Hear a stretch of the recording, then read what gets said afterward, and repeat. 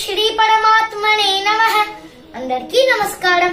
ఈ రోజు శ్రీమద్ భగవద్గీతలోని ద్వితీయ అధ్యాయమైన సాంఖ్య యోగంలోని 67వ శ్లోకము.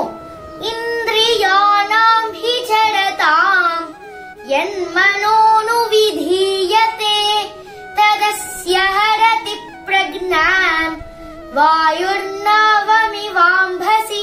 భావం: శ్రీకృష్ణుడు అర్జునుడితో ఇలా పలికెను: ఓ అర్జున, ఎలాగైతే బలమైన వీచే గాలి నీటిలో నావను దాని దిశ నుండి పక్కకు నెట్టివేస్తుందో, ఆ విధంగానే ఏ ఒక్క ఇంద్రియము మీద గాని మనస్సు కేంద్రీకృతమైనచో అది బుద్ధిని హరించి వేస్తుంది.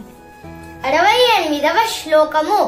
తస్మాద్యస్య మహాబాహో నిగృహీతాని సర్వశః ఇంద్రియాణీంద్రియార్థేభ్యః తస్య ప్రజ్ఞా ప్రతిష్ఠితా.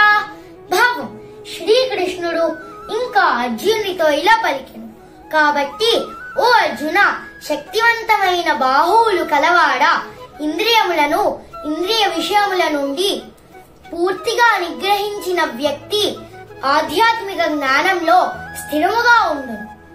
ఓం శ్రీ పరమ